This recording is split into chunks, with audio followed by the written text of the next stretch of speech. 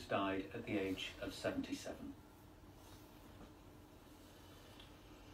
Empty shops and to-let signs, a sad reflection of many high streets across the region. But over the last few years, one town has managed to transform its fortunes by creating an arts quarter. Yes, 4 years ago, around a third of the shops in the River Beach area of Teignmouth were closed. But now the last vacant shop is about to be reopened, and some well-known names have got involved. Our South Devon reporter John Ayres has been taking a look.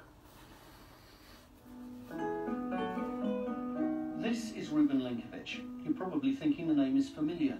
His late father Robert was an internationally renowned artist based in Plymouth. Reuben's recently set up his own gallery featuring his father's work here in Teignmouth's Arts Quarter. People come up to me all the time, and as soon as they realise my name, they always have a story, you know, because he touched so many people's lives. And this just seemed a lovely focal point. This part of town has become a centre for the arts. Local historian Viv Wilson showed me around. What was it like here 20 years ago? Well, I just moved into the area, and this whole street was, well, shall we say, shabby with not a hint of chic. Very dull indeed. Business was down, a lot of empty shops, not a good place to be.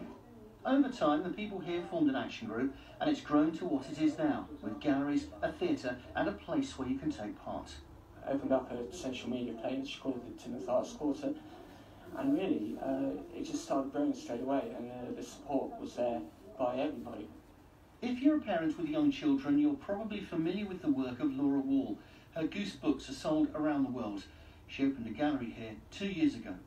As my work is very seasidey, it just felt like the perfect place, really.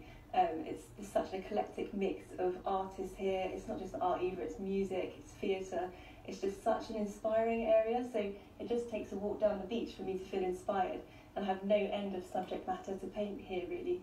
The presence now of Reuben Lenkiewicz's gallery, Laura Wall's gallery has been here a couple of years. Now this makes a great difference to what's been here.